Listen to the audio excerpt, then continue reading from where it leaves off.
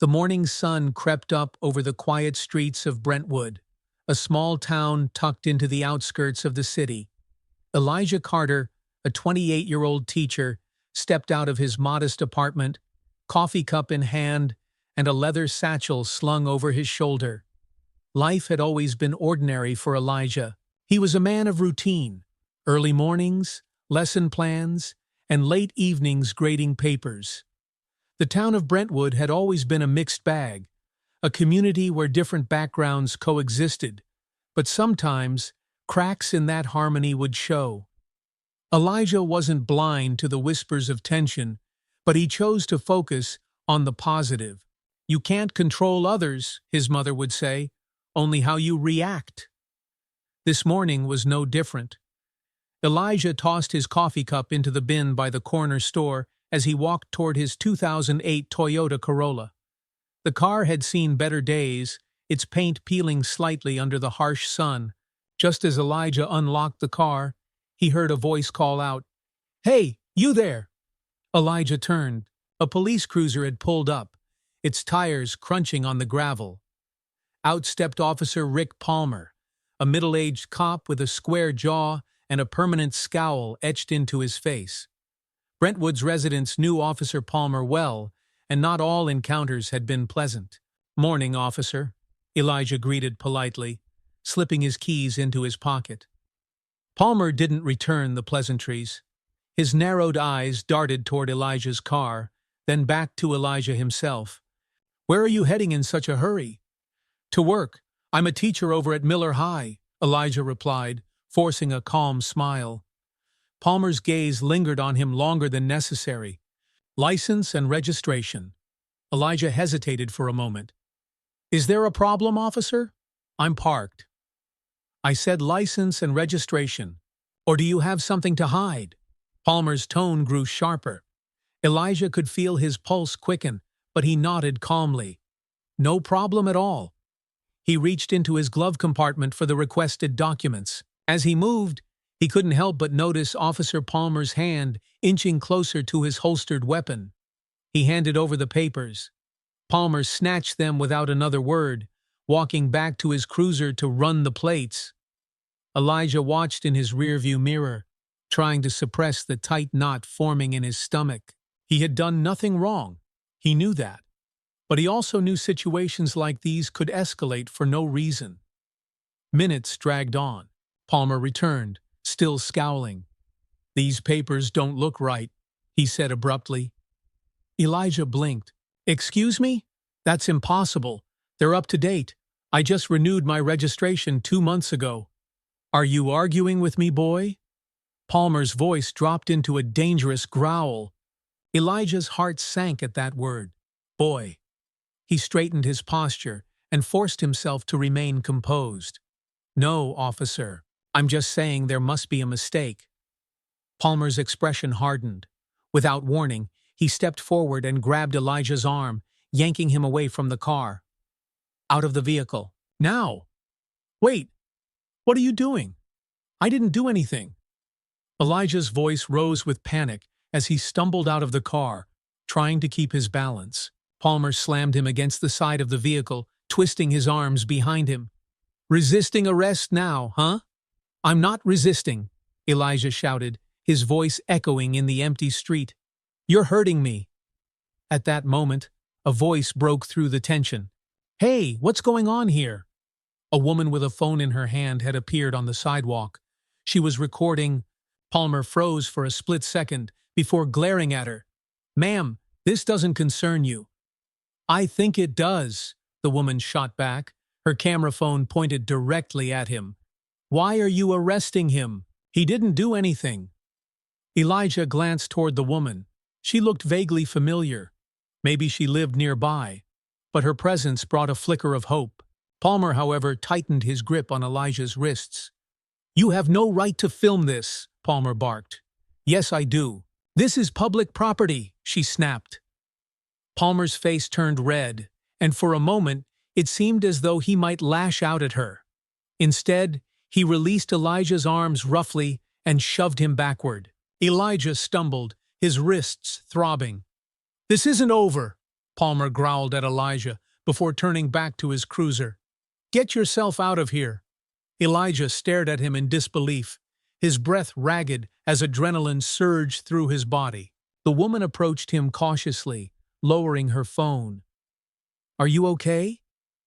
"Yeah, I think so," Elijah murmured, though his hands were still shaking. "Thank you for stepping in." "You should report him," she said firmly. "That was abuse of power." Elijah nodded, though he wasn't sure anyone would listen. Brentwood was small, and people like Palmer had power. But as he watched the officer's car disappear down the street, a fire began to kindle in his chest. This wasn't right, and someone had to say something. What Elijah didn't realize was that the video the woman had just recorded was about to go viral. The rest of Elijah's morning was a blur. He barely remembered driving to Miller High, where he taught 11th grade history. His hands still shook on the steering wheel, his knuckles white against the cracked leather. The encounter with Officer Palmer replayed in his mind like a broken record. The scowl, the unnecessary aggression, the sharp yank of his arms against cold metal. It wasn't the first time he'd heard stories about Officer Rick Palmer, but it was the first time he was on the receiving end of it. The woman with the phone, the stranger who had stepped in, her voice and her camera were the only things that stopped it from spiraling further. As Elijah parked his car in the school lot, the sound of students laughing and sneakers squeaking against pavement reached him through the window. Normal life. A stark contrast to the chaos of earlier. He took a deep breath, looked in the rearview mirror at his tired face, and stepped out. By lunch break, the tension in Elijah's chest still hadn't disappeared, but he tried his best to focus. "Mr. Carter, why do we even care about the Reconstruction era?" one of his students groaned. Elijah smiled faintly, his love for history barely able to break through the fog in his mind. "Because history teaches us how far we've come, and how far we still have to go." As the class laughed and bantered, Elijah's phone buzzed in his pocket. He ignored it at first, but when it buzzed again and again, he knew something was up. At the teacher's lounge later, he pulled it out, expecting a parent email. Instead, his screen was flooded with messages. "Dude, is this you?" "Elijah, you're on Facebook." "Man, I saw what happened. You good?" Confused, Elijah clicked on the link one of his friends sent. His heart dropped. It was the video. The footage wasn't long, but it was powerful. The woman's phone had captured everything: Palmer's aggression, the unwarranted arrest, and his treatment of Elijah despite his calm demeanor. The camera didn't shake, the audio was clear, and the final image was of Elijah stumbling backward, clutching his wrists as Palmer barked threats before speeding away. The caption beneath the video read, "Teacher harassed by racist cop in Brentwood. This needs to stop." Already, it had thousands of shares, thousands of comments. Elijah scrolled through some of them, his stomach turning. This happens every day, and no one believes it until there's video proof. That cop needs to be fired immediately. Abuse of power. Stay strong, Elijah.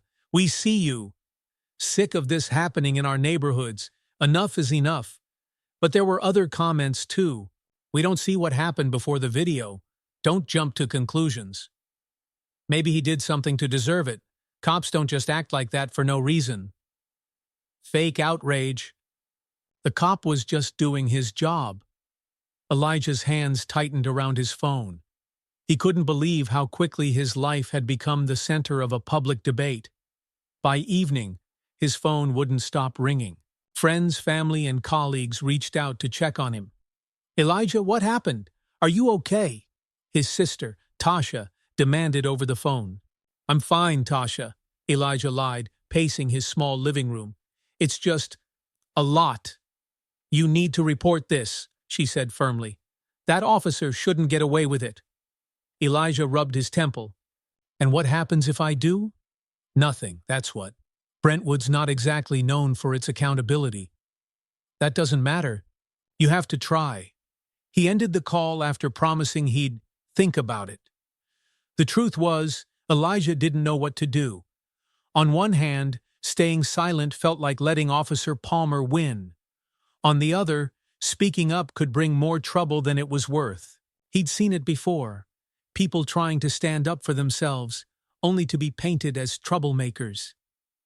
Hours later, as the sun dipped below the horizon, there was a knock on Elijah's door.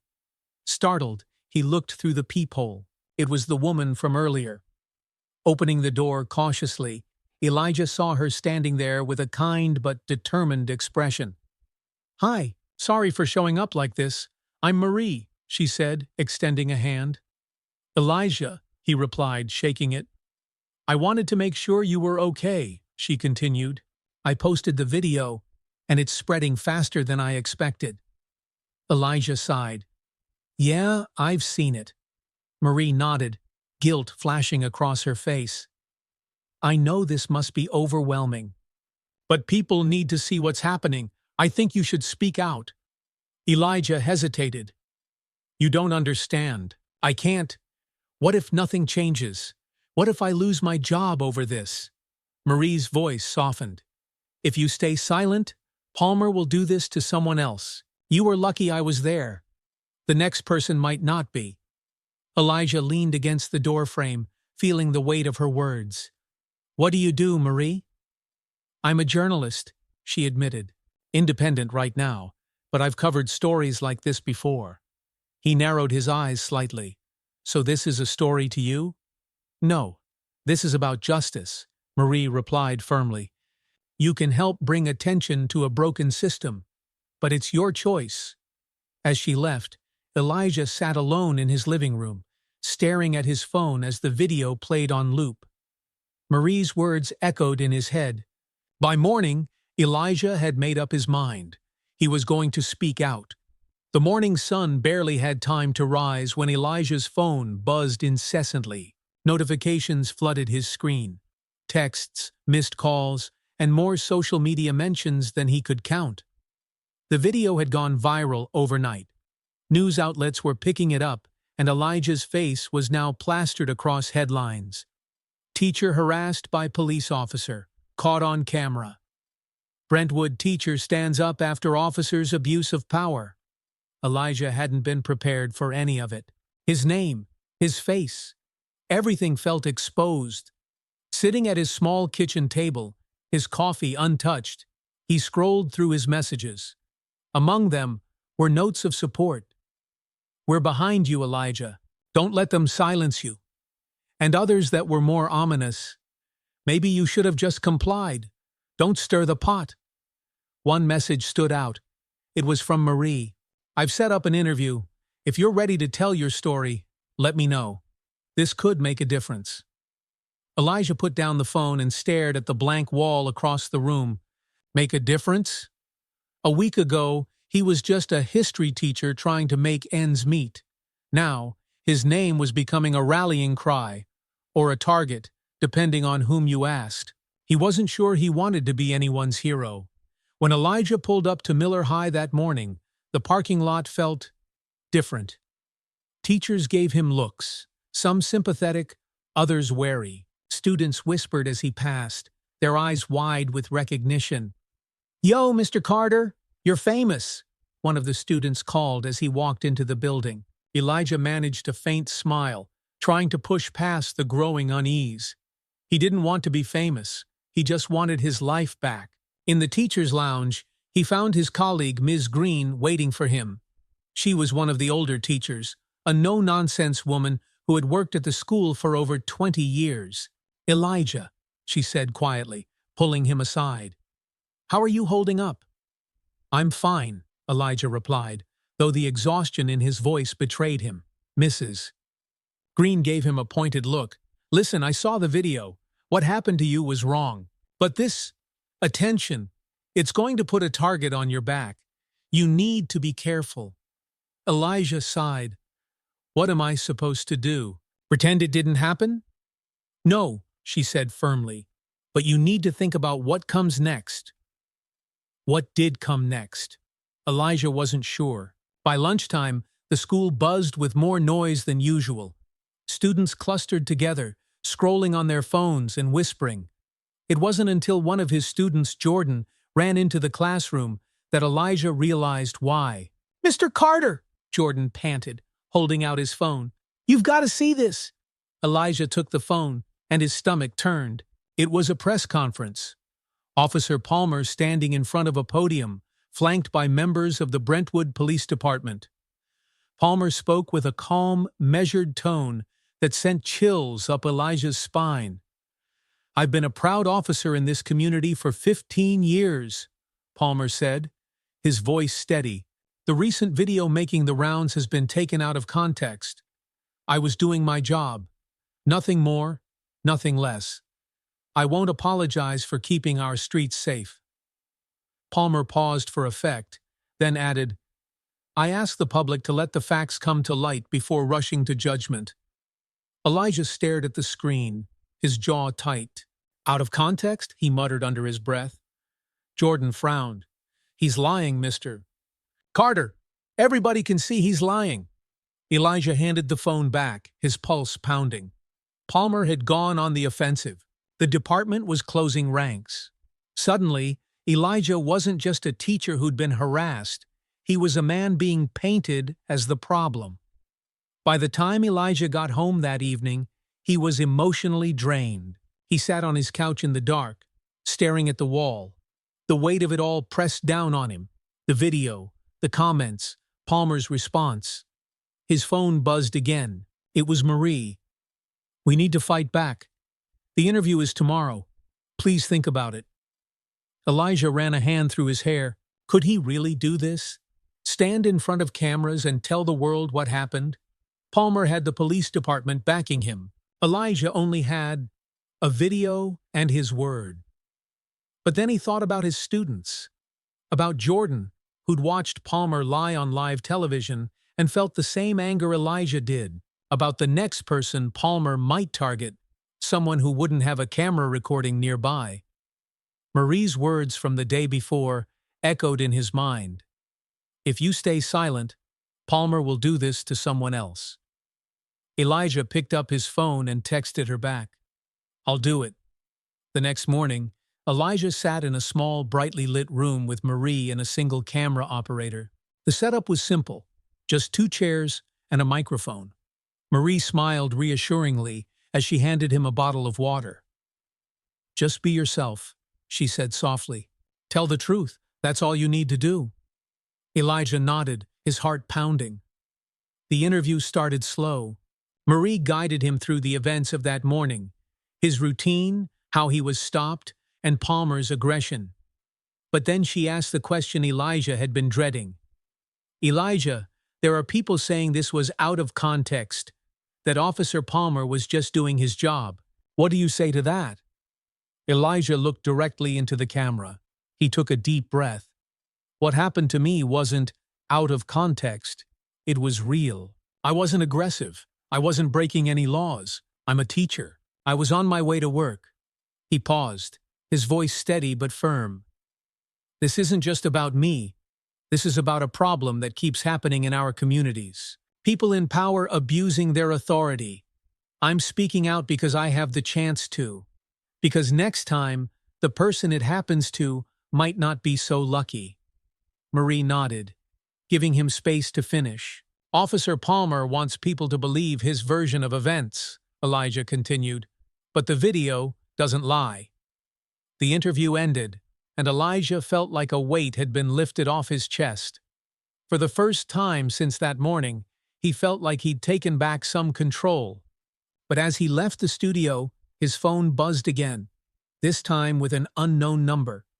Elijah frowned and answered. A gruff voice came through the line. "You think you can win this?" The voice sneered. "You have no idea what you've started." The line went dead. Elijah froze, the phone still pressed to his ear. Outside, the city buzzed with life, unaware of the storm brewing. He realized then, this was far from over. Elijah sat frozen on his living room couch, the phone still in his hand.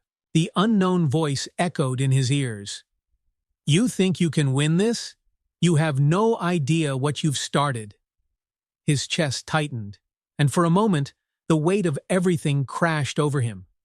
It wasn't just Palmer now. There were others. People hiding behind anonymous calls, people who wanted him silent. Taking a shaky breath, Elijah stood up and locked the door, checking it twice. He peeked through the blinds outside, but the street looked as quiet as ever. Maybe it was just a scare tactic, he thought. Maybe it's nothing. But it didn't feel like nothing. The next morning at Miller High, the tension followed him through the hallways, like a shadow. Students stared at him with a mix of admiration and curiosity. Teachers whispered behind closed doors. Elijah couldn't shake the feeling that eyes were always on him. During his lunch break, he sat alone in his car, flipping through news updates on his phone. The interview with Marie had aired the night before, and it had sparked even more controversy. Support for Elijah poured in from activists, local leaders, and ordinary people across the country. Elijah Carter is brave for speaking out. We need more people like him. But the backlash grew too. The guy's looking for attention. Palmer's been serving for years. He wouldn't do this unless provoked. Teachers should focus on the classroom, not the spotlight. Elijah threw his phone on the passenger seat and rubbed his temples. He didn't want this. Any of this. He just wanted his life back. A knock on his car window startled him. It was Miss Green. Elijah rolled down the window, forcing a weak smile. "Hey, Miss Green." She looked at him with concern. "You okay, Elijah?" He shrugged. "Just processing." She glanced over her shoulder as if to make sure no one else was listening. "Listen, I know this is hard, but you've got people rooting for you. The school board's already meeting about this." Elijah's brows furrowed. "The school board? Why?" Mrs. Green sighed. "Some parents are worried about the attention this is bringing to the school. They're pushing the board to act." "To act?"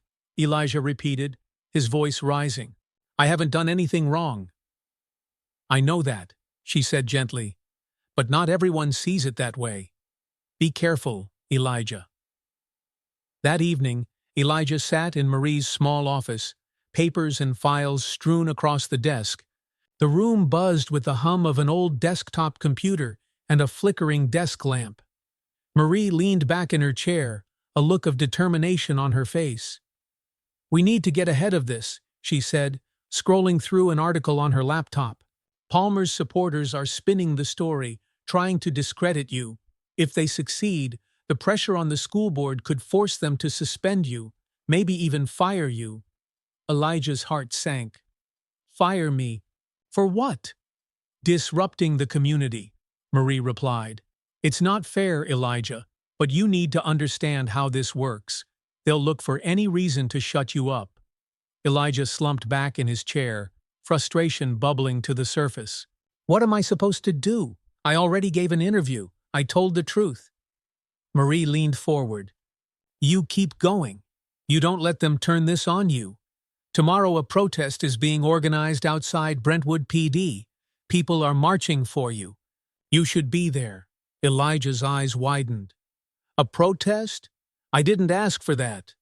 Marie gave him a firm look. "You didn't ask for any of this, but it's happening. You have a choice. Stay silent or stand with the people who believe in you." Elijah looked away, staring at the corner of the room. Part of him wanted to run, to disappear until everything calmed down. But another part of him, the part that remembered Palmer's grip on his wrists, knew he couldn't. "I'll go," he said quietly. Marie smiled. "Good. This isn't just about you anymore, Elijah. It's bigger than that."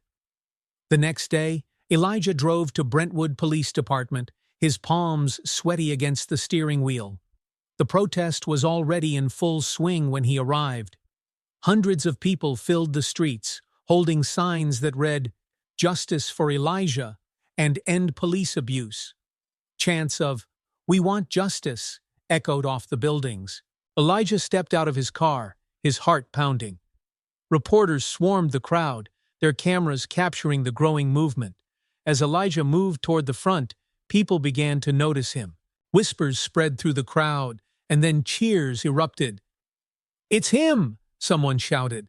"Elijah, we're with you!" People clapped him on the back, their energy lifting him up. For the first time in days, Elijah didn't feel alone. He climbed onto a small stage where community leaders had been speaking, and Marie handed him a microphone. The crowd quieted.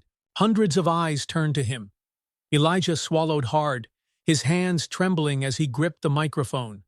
He took a deep breath. "I never wanted this," he began, his voice steady but full of emotion. "I didn't want to be in the spotlight. I'm a teacher. I love my students, my job, and my community. But what happened to me isn't just about me.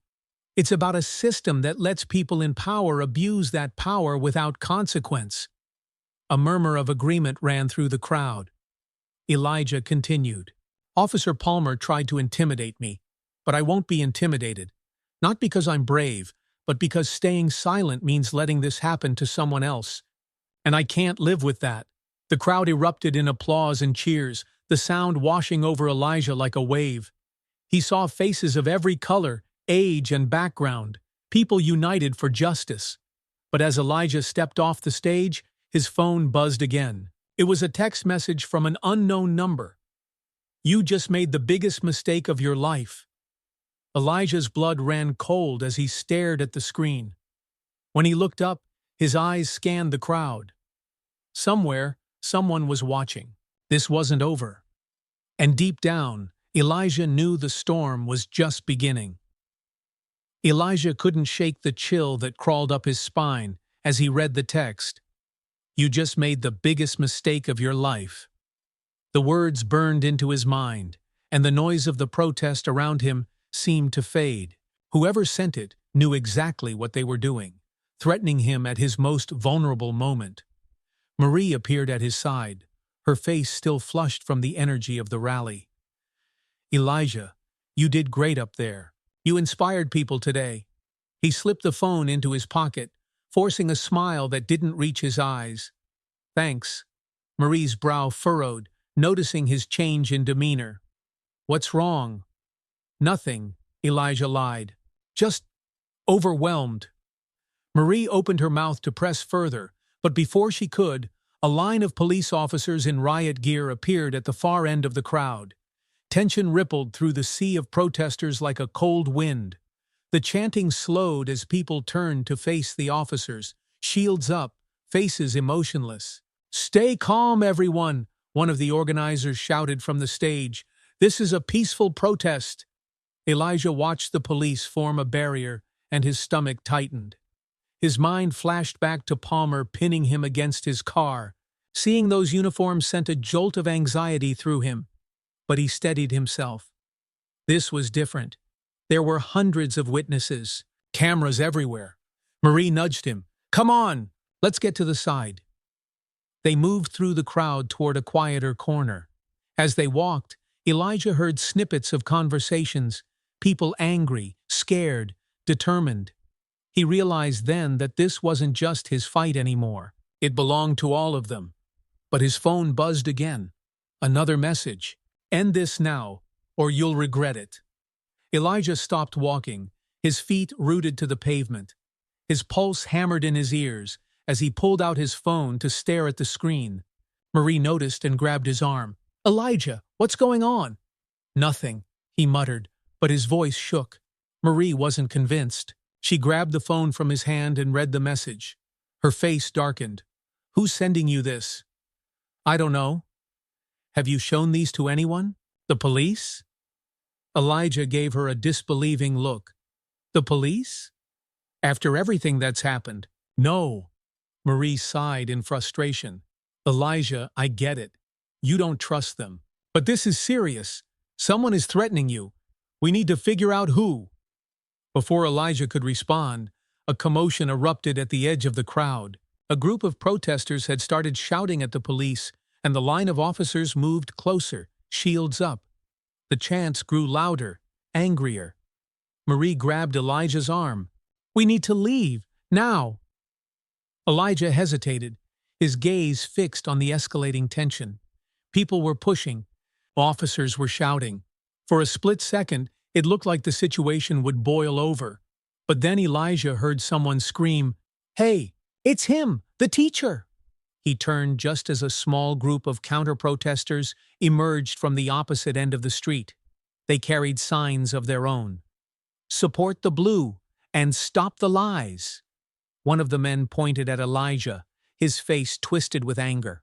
"You're the one stirring all this up," the man shouted, stepping toward him. "You're the reason this town's falling apart." Marie put herself between Elijah and the man. "Back off. This is a peaceful protest." "Peaceful?" the man spat. "He's turning everyone against the cops. People like him are the problem." Elijah felt his fists clench at his sides. The words stung more than he wanted to admit, but he forced himself to stay calm. He wouldn't give them the reaction they wanted. "We're leaving," Marie said firmly, pulling Elijah toward a nearby alley. "Come on!" As they moved, Elijah's heart raced. The crowd was growing chaotic. Police radios crackled, shields knocked against pavement, and angry voices filled the air. It felt like the entire town was splintering right in front of him. People choosing sides, lines being drawn. Back at his apartment later that night, Elijah sat on the couch, staring at the messages on his phone. His hands trembled as he reread them over and over. "End this now, or you'll regret it. You have no idea what you've started." Marie sat across from him, typing furiously on her laptop. "I've reached out to a cybersecurity expert. We'll figure out who's behind the threats." Elijah shook his head, exhaustion weighing on him like a blanket. "Marie, what's the point? Even if we find out, what then? These people aren't going to stop." Marie looked up sharply. "You don't get to give up, Elijah. You've come too far." "Too far for what?" he shot back, his voice rising. "I'm just a teacher. I didn't ask for any of this." "No, you didn't," Marie said, her tone softer now. "But it found you anyway. You didn't choose to become a symbol, Elijah, but you are one now. People are looking to you for hope." Elijah slumped back on the couch, running a hand over his face. "What if I can't be what they need?" Marie's voice was steady. "You already are." The room fell quiet, the only sound the hum of Marie's laptop. Outside, the streetlights cast faint shadows on the walls, and Elijah realized how small his apartment felt now, how small he felt in the middle of this storm. A knock at the door shattered the silence. Marie froze, her fingers hovering above the keyboard. Elijah looked at her, his heart pounding. Slowly, he stood up and walked to the door. "Who is it?" No answer. He looked through the peephole but saw nothing. His pulse quickened as he slid the chain lock into place and cracked the door open. Lying on the doormat was a plain white envelope. Elijah bent down, picked it up, and stepped back inside, locking the door behind him. Marie stood up, watching him carefully. "What is it?" Elijah opened the envelope with shaking hands. Inside was a single sheet of paper with 5 words typed neatly in the center. "You were warned. Walk away." Elijah's vision blurred as anger and fear mixed in his chest. He handed the paper to Marie, his voice barely above a whisper. "They're not going to stop." Marie read the note, her expression hardening. "Then we won't either." Elijah sank onto the couch, his mind spinning. The protest, the threats, the lines being drawn, it was all leading to something bigger. He could feel it, and no matter how much he wanted to run, he knew there was no turning back now. The storm was here. The note sat on Elijah's coffee table like a ticking time bomb. 5 words, simple, direct, terrifying. "You were warned. Walk away." Elijah couldn't stop staring at it. He'd been threatened before. Anonymous calls, hateful messages online. But this was different. It was personal. Someone had come to his home. Someone knew where he lived. Marie paced across the room, the paper crumpled in her fist. "This changes everything." Elijah ran a hand through his hair. "I don't even know who they are, Marie. Palmer's people? Random bigots? I'm losing track of who's against me. Marie stopped and looked at him, fire in her eyes. It doesn't matter who sent it. What matters is that we don't let them win. They want to scare you into silence.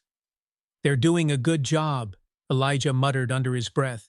Marie dropped onto the couch beside him. Elijah, listen to me. We're not alone. People care about what's happening to you. The video, the protest, this movement is growing, and that's what scares them. They want you to feel isolated. But I do feel isolated, Elijah shot back.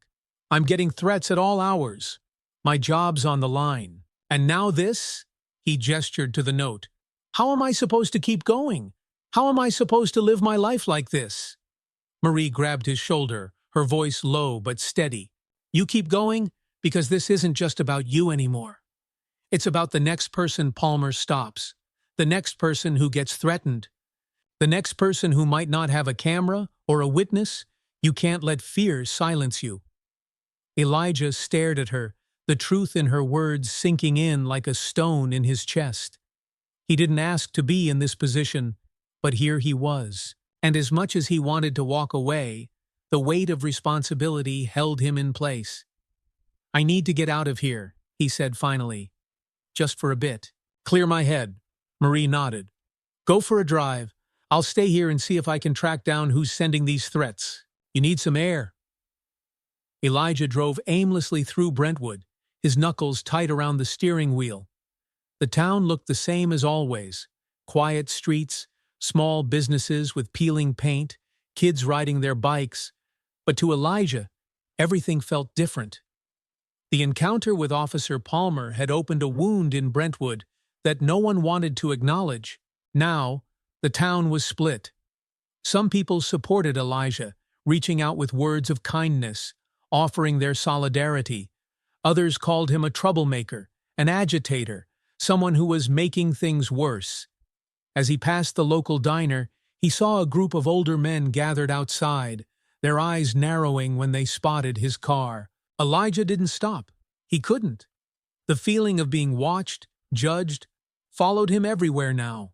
His phone buzzed on the passenger seat. Marie had sent a message. Another protest planned for tomorrow night. Bigger this time. Leaders from the city are joining. Elijah's stomach tightened.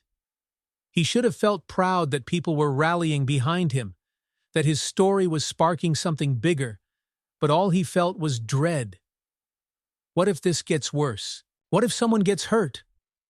As he turned onto a back road surrounded by trees, Elijah spotted flashing blue and red lights in his rearview mirror. His heart dropped. Not now, he muttered, his pulse pounding. The police cruiser followed him for another minute before the siren whooped, signaling him to pull over. Elijah's hands trembled as he eased the car onto the gravel shoulder and killed the engine. He gripped the steering wheel, his breathing quickening. The officer stepped out of the car, and Elijah's chest tightened when he saw who it was. Officer Rick Palmer. Palmer walked slowly toward Elijah's window, his face impassive, his boots crunching against the gravel. Elijah forced himself to roll the window down, gripping the edge of the door to keep his hands steady. "Evening, Mr. Carter," Palmer drawled. Elijah swallowed hard. "Is there a problem, officer?" Palmer leaned down, resting one hand on the window frame. "You're a hard man to avoid these days. All over the news, all over town." "I didn't ask for that," Elijah replied, his voice flat. Palmer smirked. "Funny how you keep saying that, but here you are, doing interviews, stirring up protests, acting like you're some kind of hero." Elijah's jaw tightened. "What do you want, Palmer?" Palmer's smile faded, his voice dropping low. "Here's the thing, Elijah. People like you think you can tear down people like me? You think a video and some protesters are going to change anything? You're wrong." Elijah's heart pounded in his ears, but he forced himself to hold Palmer's gaze. "This isn't about me. It's about what's right." Palmer chuckled, but there was no humor in it. "You don't know what you've started, boy. But I promise you this, it's not gonna end the way you think it will." Palmer straightened up, tapping the roof of Elijah's car twice with a heavy hand. "Drive safe now." Elijah watched him in the rearview mirror as he walked back to his cruiser. He sat frozen, the air in his car thick with tension. Finally, when Palmer's vehicle disappeared into the distance, Elijah let out a shaky breath. His hands were still trembling as he restarted the car and drove away. That night, Elijah sat in his apartment with Marie, recounting every word Palmer had said. Marie's expression darkened as she listened, her fingers tapping anxiously against her laptop. "This isn't just about intimidation anymore," she said quietly. "Palmer's escalating. He's trying to scare you into backing down." "It's working," Elijah admitted. "Marie, he pulled me over just to remind me he's in control. What if he comes back? What if—" He trailed off, unable to say the words. Marie closed her laptop and looked at him. "Then we make sure everyone knows exactly what's happening. Every time Palmer steps out of line, we document it. We show the world. He can't hide if the spotlight's on him." Elijah shook his head.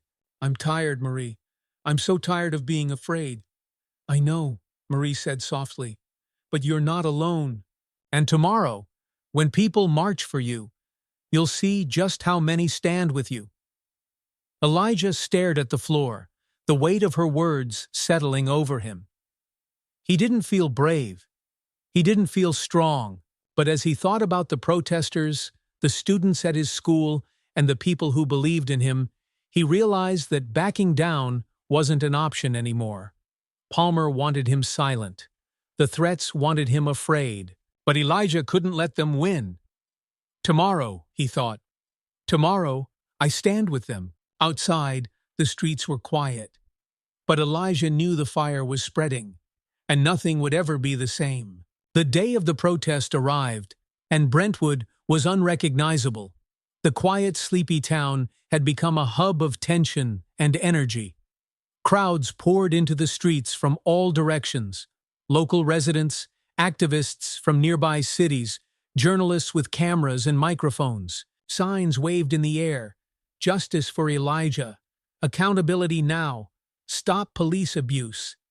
Elijah stood at his apartment window, looking down at the growing crowd below. The nervous energy he'd felt the past week was back, heavier than ever. Marie paced the room behind him, phone pressed to her ear. "Yeah, we're almost ready. He'll be there," she said, before ending the call and looking at Elijah. "The organizers are waiting for you. You're the reason they're here." Elijah turned from the window, his expression grim. "And if this goes wrong? If someone gets hurt because of me?" Marie sighed, walking closer. "It won't go wrong. You're not responsible for the hate in other people's hearts, Elijah. But your voice, our voices, can push back against it." He wanted to believe her, but doubt lingered in his chest. "Palmer's not going to let this slide. He made that clear." "Palmer's scared," Marie said sharply. "He knows he's losing control. That's why he's lashing out. But the more attention this gets, the harder it'll be for him to hide." Elijah nodded, though the weight of the moment pressed down on him. There was no turning back now. By mid-afternoon, the protest had swelled into the thousands. The park near Brentwood Police Department overflowed with people chanting, waving signs, and holding their fists in the air. The sound of their voices carried through the air like a rising tide. Elijah moved through the crowd with Marie by his side, people clapping him on the back and offering words of support. "We're with you, Elijah. Stay strong, brother. You're not alone." For the first time in days, Elijah felt like he could breathe. These people weren't just here for him. They were here for something bigger, a broken system, a demand for justice. As Elijah approached the makeshift stage, a local pastor spoke into the microphone, his deep voice booming across the park. "Today, we stand for justice. Today, we say no more. Today, we lift up Elijah Carter as a symbol of courage." The crowd erupted in cheers as Elijah climbed the stage, his heart thundering in his chest. From up here, he could see it all. The sea of faces, the news crews, the line of police officers standing watch at the edge of the protest. Among them, he spotted Palmer, his arms crossed over his chest, his expression unreadable. Elijah gripped the microphone, the wind brushing against his face. For a moment, he hesitated. His hands were sweaty, his throat dry. What could he say that would make a difference? He looked out over the crowd and thought of his students. He thought of Jordan, and the look on his face when he first showed Elijah the video of Palmer lying. He thought of the note on his doorstep, the threatening calls, the feeling of helplessness that had haunted him for days. Taking a deep breath, he began. "I'm Elijah Carter. I'm a teacher here in Brentwood. Just a few days ago, I was like anyone else, trying to live my life, do my job, and contribute to my community. But one encounter changed everything." The crowd fell silent, hanging on his every word. "What happened to me was wrong. But it's not just about me. It's about the fact that this keeps happening, to people like me, to people in our communities, because the system allows it to." A ripple of agreement ran through the crowd. We're told to stay quiet. We're told not to make waves. But silence never fixed anything. Silence is what lets this kind of abuse continue. And I'm done being silent. The crowd roared with applause and cheers. Elijah's voice grew stronger, bolder. "I know this fight won't be easy. I know the people in power won't give it up without a fight. But change doesn't come without struggle. And if speaking up makes me a target, then so be it. Because we can't keep living in fear. We deserve better." As he stepped back, the crowd erupted again, the sound deafening. Marie gave him a firm nod from the side of the stage, pride evident in her eyes. Elijah felt a flicker of hope. Maybe, just maybe, this was the start of something real. But as he climbed down from the stage and rejoined the crowd, his hope was short-lived. A loud bang split the air. The crowd froze for a split second, then chaos erupted. People screamed and ducked, looking for cover. Some ran, pushing against each other in panic. Elijah turned sharply, his heart pounding in his ears. "Fireworks!" someone yelled. "It's just fireworks!" But Elijah wasn't so sure. He saw a group of counter-protesters at the edge of the crowd, holding signs that read, "Stop the lies," and "Support law and order." Several of them were yelling and shoving protesters. The police line moved forward, shields up, trying to control the scene. Marie grabbed Elijah's arm. "We need to move!" Elijah followed her, pushing through the crowd. He heard more pops, firecrackers this time, but the damage was already done. People were panicking, the peaceful protest unraveling as small fights broke out along the edges. As they rounded a corner, Elijah came face to face with Rick Palmer. Palmer wasn't in uniform this time, but his presence felt just as suffocating. "Quite the show you put on," Palmer sneered, stepping closer. "But look at it now, chaos. That's what you brought to this town." Elijah's fists clenched. "I didn't bring this." "You did. Your actions started all of this." Palmer's expression darkened. "Careful, boy. You're playing a dangerous game." Marie stepped between them, her voice sharp. "Back off, Palmer. We're done here." Palmer glared at her, but didn't move. Instead, he leaned in closer to Elijah, his voice low and threatening. "You think you've won something today? You haven't. This ends one way, and you're not gonna like it." Elijah held his ground, meeting Palmer's cold stare. "I'm not afraid of you anymore." Palmer smirked, as though he found the idea amusing, then turned and disappeared into the crowd. Marie pulled Elijah away, her grip firm. "Are you okay?" Elijah nodded, though his hands were still shaking. "I'm fine." But deep down he knew things had just escalated. The protest had been marred by chaos. Palmer had shown his hand, and Elijah could feel the noose tightening. This wasn't just about him anymore. It was a fight for the soul of Brentwood. And Elijah wasn't backing down. The morning after the protest, Brentwood felt like a town on the brink. The headlines were everywhere. Protest turns chaotic in Brentwood. Tensions rise. Teacher Elijah Carter, Hero or agitator? Counter-protesters clash with demonstrators. Elijah sat at his kitchen table, the news blaring on the television across the room. A shaky clip of him speaking on stage played on repeat, followed by footage of fireworks, shouting crowds, and the confusion that had turned a peaceful protest into a headline-grabbing spectacle. The media had twisted it into something it wasn't. Marie sat across from him, her laptop open, and coffee growing cold beside her. They're spinning it, Elijah. They're trying to make it look like you're the problem. Elijah didn't answer. He stared at the television, his mind racing. The phone calls hadn't stopped all morning, some full of support, others dripping with threats. One voicemail had been particularly chilling. "You wanted attention, Carter. Now you've got it.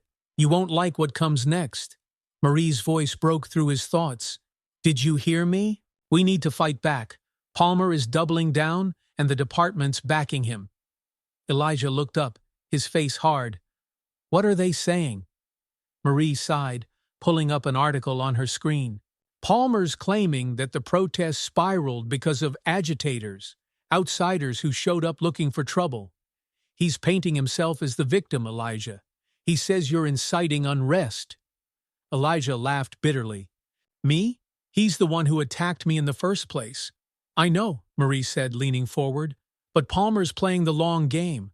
He's rallying support from his people. They're pressuring the town council to investigate you." Elijah froze. "Investigate me?" Marie nodded grimly. "They're looking for anything they can use to discredit you. If they can prove you're somehow responsible for what happened yesterday, they'll use it to ruin you." Elijah stood abruptly, pacing the room. "I can't believe this. I didn't throw those firecrackers. I didn't start any fights. I told the truth, Marie. And somehow, I'm still the one on trial." Marie watched him, her expression determined. "That's what they do, Elijah. When you challenge the system, it pushes back. But you've come too far to back down now." Elijah stopped pacing and looked at her.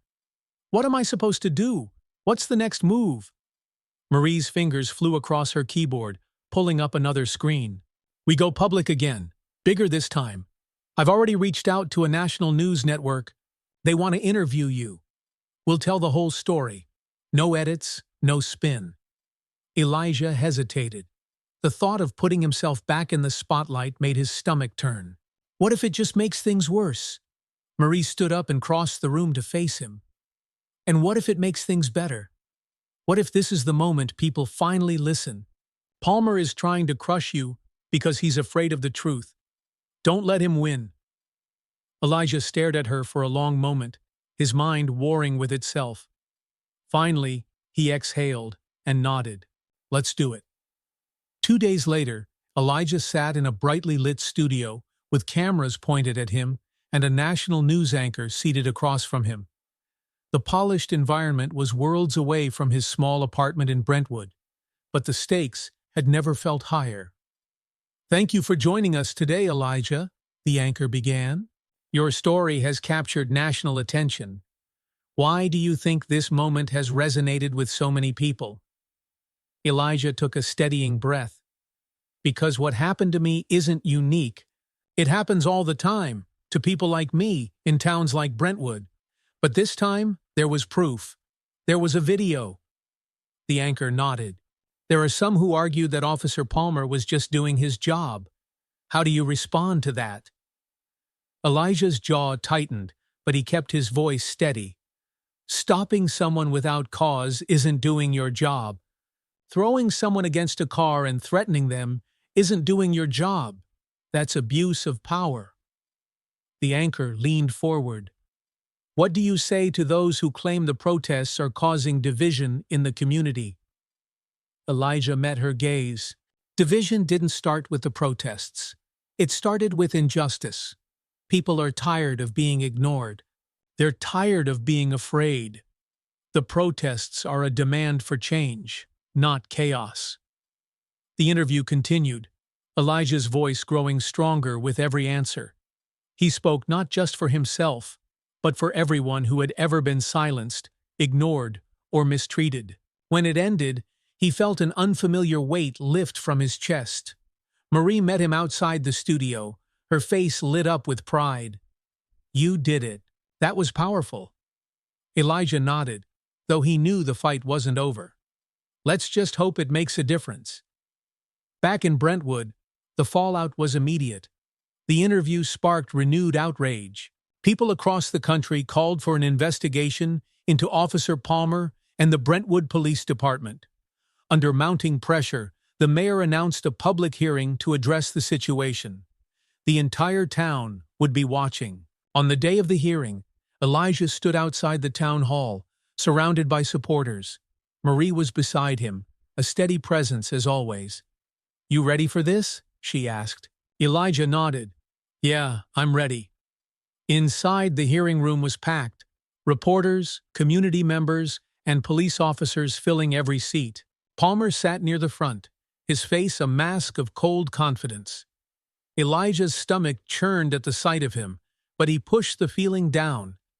When it was his turn to speak, Elijah walked to the podium and looked out at the room. His voice was calm, but it carried the weight of everything he'd been through. "I'm here today because I believe in accountability," he began. "What happened to me wasn't an accident. It was part of a pattern that can't be ignored anymore." Palmer's lawyer interrupted, trying to spin the narrative, but Elijah didn't back down. "This isn't about one bad cop. It's about a system that protects abuse. If we don't hold people accountable, nothing will change." When the hearing ended, the room buzzed with tension.